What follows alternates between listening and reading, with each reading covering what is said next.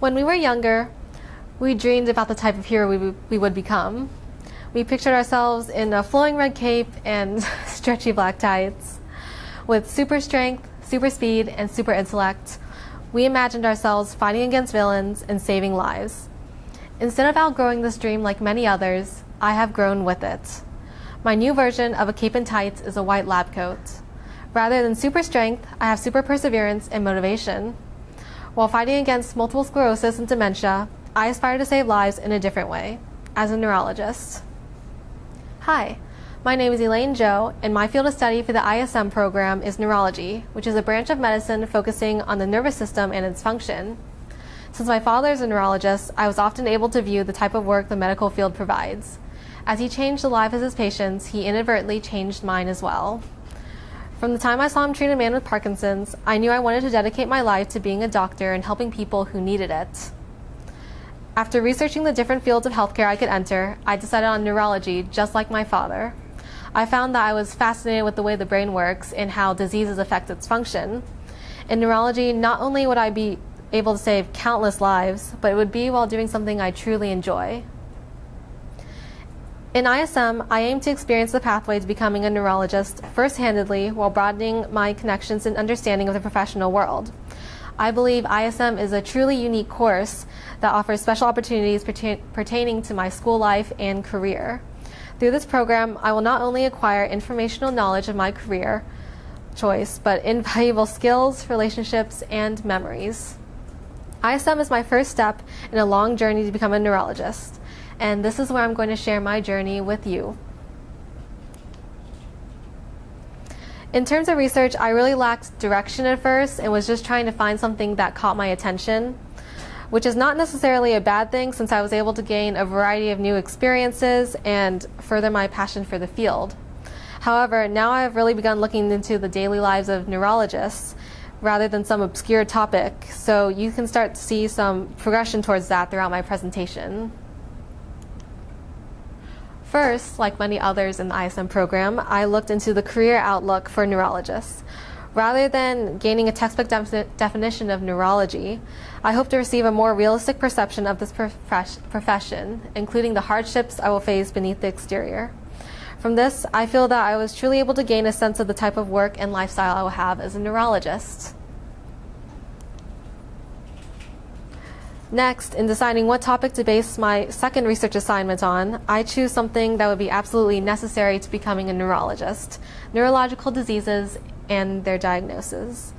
Because physicians spend approximately 8 years studying this topic, I recognize that it's impossible for me to gain a full understanding of these disorders in my current condition. However, I hope that by researching these diseases, I will be able to preview the type of information I will learn in the future and gain an advantage in the comprehension of this knowledge.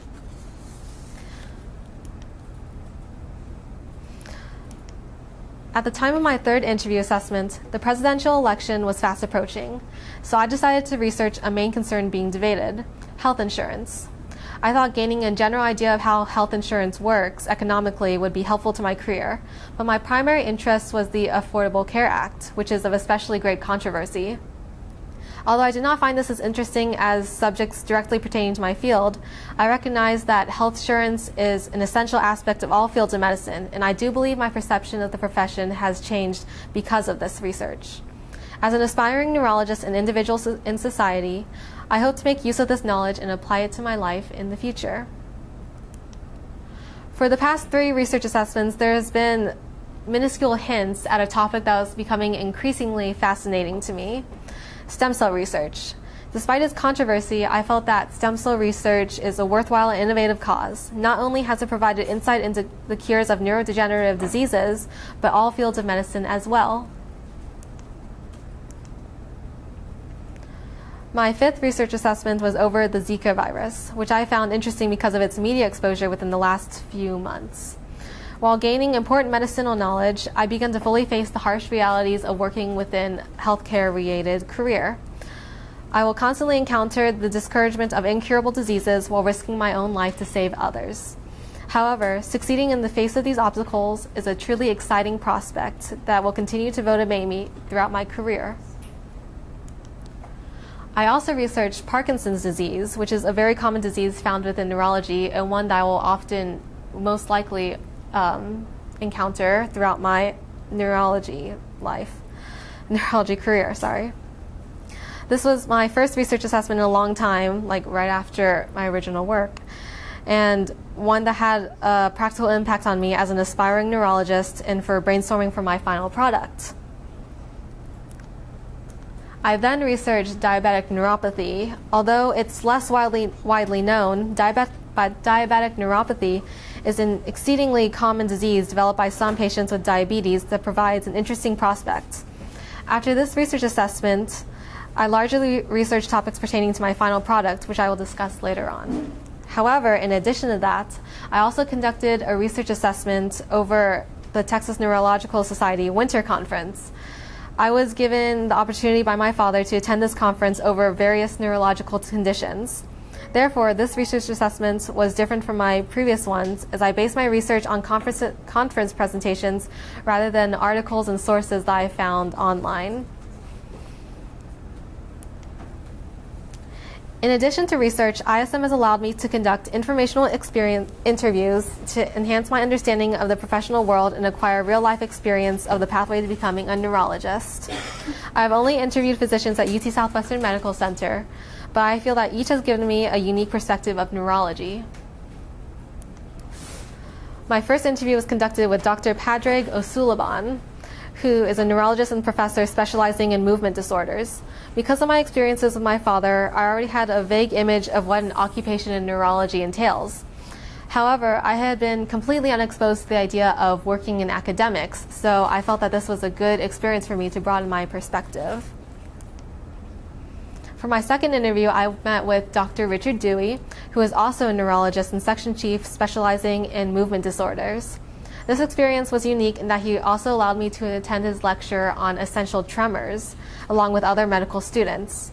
I enjoyed learning about how essential tremors affect the daily lives of patients and viewing these effects through videos.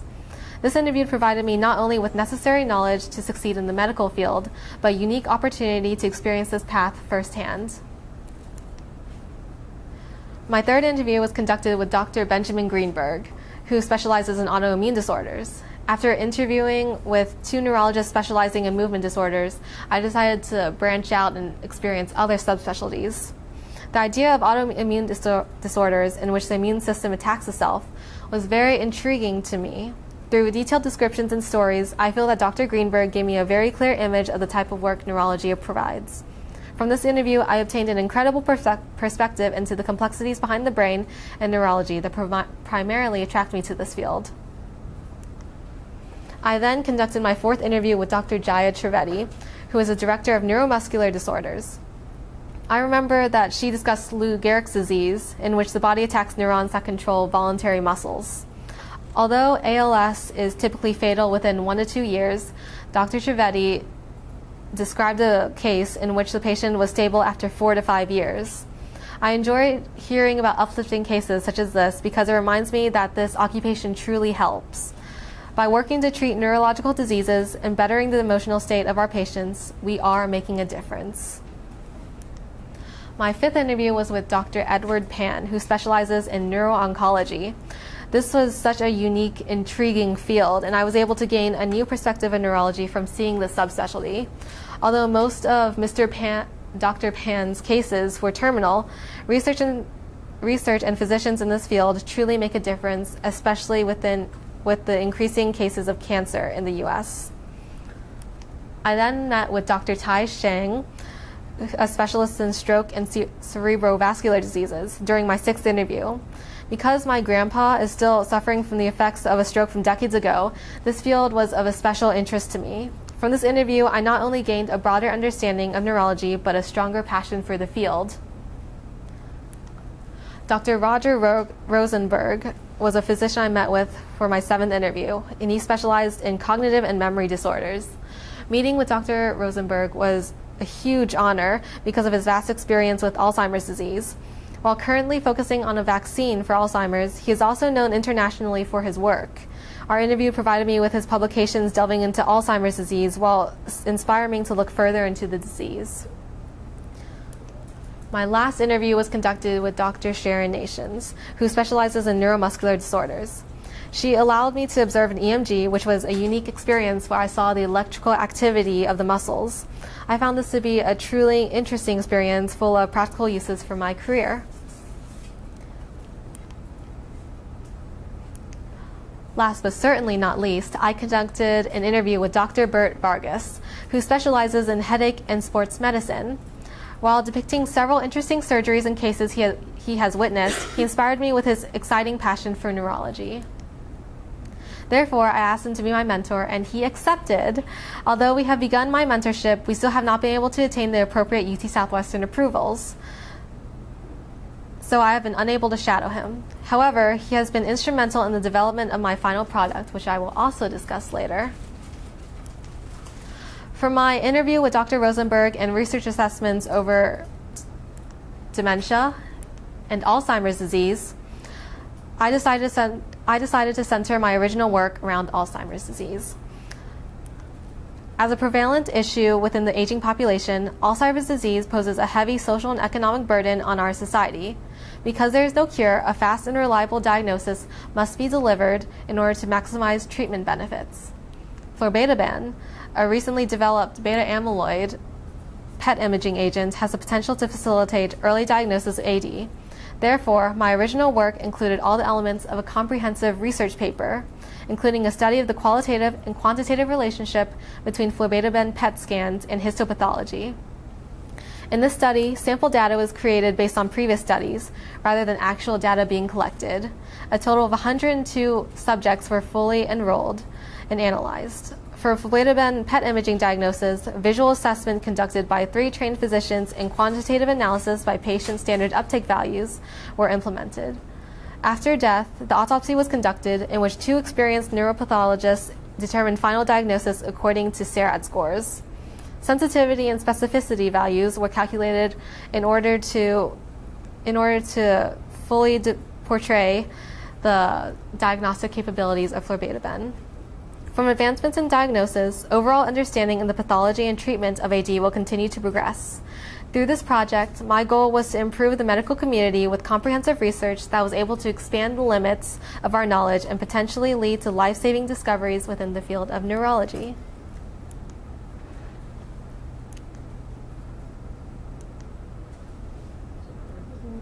Okay, now it'll work. Okay.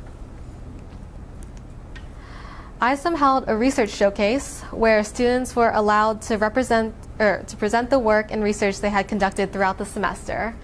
This was an opportunity for all of us to showcase our research assessments and original work through our board and conversations with others. From my original work to my research portfolio, I had put so much effort into the night and was doing my best in order for it to turn out as well as I hoped it'd be. I was pleasantly surprised that there was such a large amount of people who came to visit my stand and asked me questions about my ISM experience. And I can happily say that the showcase was extremely fun. I enjoyed speaking with other ISM students about their original work and meeting my mentor for the second time. I not only made new memories, but met new people as well, as I was able to see the work and progress of other ISM students and learn how I can improve from their individual experiences. Once original work was over, the thing that occupied the majority of my thoughts pertaining to ISM was final product. I was often at a loss for what topic to do and how I would execute it. I was conflicted between a multitude of choices, such as expanding on my original work, which I believe would have been the simplest choice, researching another subspecialty to gain more exposure into neurology, or exploring the subspecialty that my mentor was in, sports medicine. Because of the help that my mentor would be able to provide, I decided to have my final product pertain to sports medicine. However, I also wanted it to combine with something that I knew for a fact that I was interested in, which is why I decided to have it also tie in with dementia. After extensive brainstorming with my mentor, he helped me to decide to conduct a study on the effects of family history of dementia and history of TBI on cognitive impairment. Through a connection with his colleague, Dr. Didabani, he helped me obtain the correct resources in order to study a data set and eventually write a research paper over it. However, because of our situation with the UT Southwestern approvals, I was unable to shadow Dr. Vargas weekly, hindering the progress of my final product.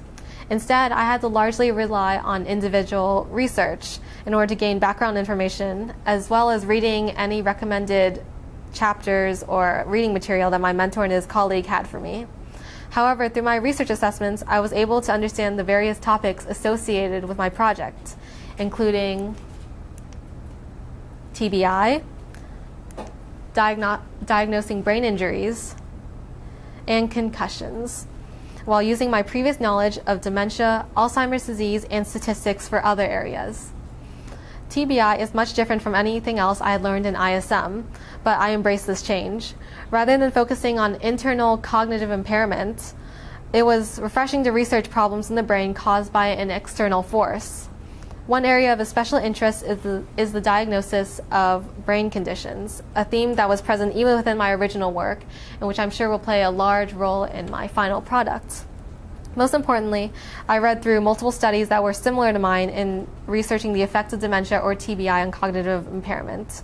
Furthermore, I was also able to meet with my mentor and his colleague every couple of weeks to collaborate with my final product. I was truly appreciative of both Dr. Vargas and Dr. Didabani for taking time out of their days to specifically meet with me and review my final product. Although this was no substitute for a mentor visit, I believe that I learned and worked as much as I could in my own situation. Oops, wrong. Now I have been working with Dr. Didabani in compiling data in the datasets she has provided. The work I have been doing is honestly quite simple, such as performing small computations and copying and pasting information. However, it was a relief to begin working on something tangible towards my final product, and interpreting the data provides an interesting prospect. Dr. Didabani helped me understand the dataset and how to interpret it while giving me tips on how to conduct basic calculations. Although much of the work is tedious, it was positive to finally be able to make a physical contribution to my final product after several weeks of simply researching. Although my first tasks were relatively simple, my current ones are definitely not. By the end of this week, I will need to run a correlation analysis comparing total head injuries with other dementia diagnostic scores, such as MMSE, CDR, and ADAS-COG. In addition, I am also planning on running a t-test to compare TBI and control cohorts in terms of their scores. For my AP Statistics class, I already have a basic understanding of how to conduct these correlation analyses. However, I will definitely need to brush up on my knowledge and work as hard as possible in order to get this done. After this step has been completed, all that will be left is to write the research paper.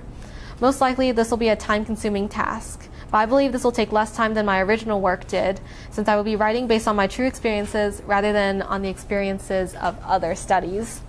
Although I recognize the difficulty of writing this paper, I believe I will be able to complete my final product on time with the help of Dr. Vargas and Dr. Didabani. I anticipate the challenge and know that I will learn so much within these next couple of weeks. I am truly excited for the development of my final product because of the impact it will have on the medical community. Although I realize that groundbreaking discoveries will likely not arise from this study, I am content to know that I am making an, at the very least, small contribution. Even if my study does not provide significant results, at the very least, it is still something interesting to report on. Regardless of what the correlation analysis produce, I enthusiastically await for the production of my final product and the new knowledge it will provide.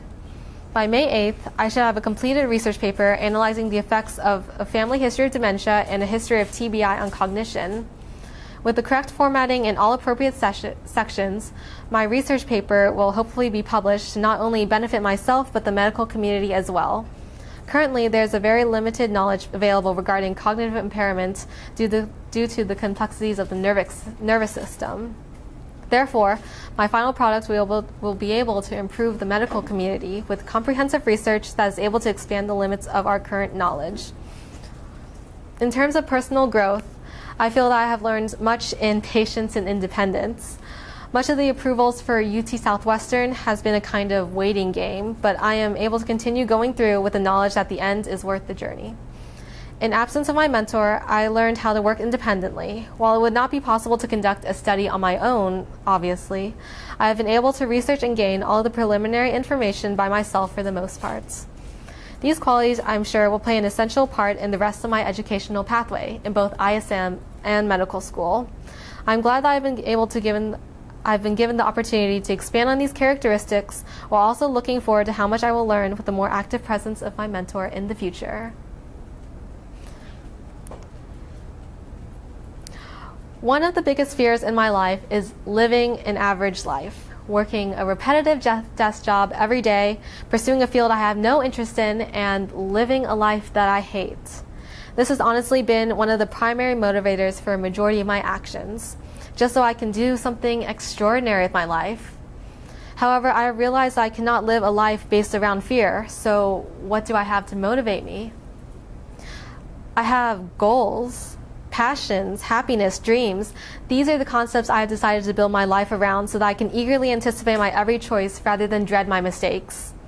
In the words of Ralph Waldo Emerson, what I truly want from life is to laugh often and love much, to win the respect of intelligent people and the affection of children, to appreciate beauty, to find the best in others, to give of oneself, to leave the world a bit better, whether by a healthy child, a garden patch, or a redeemed social condition, to have played and laughed with enthusiasm and sung with exultation, to know even one life has breathed easier because I have lived.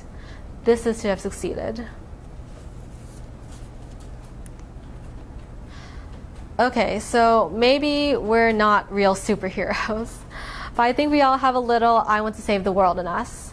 This is why we're here, why we wake up and challenge ourselves every day, why we strive for things other people can't even dream of. Therefore, although I know I cannot actually save the world, I can certainly try, one life at a time. Thank you.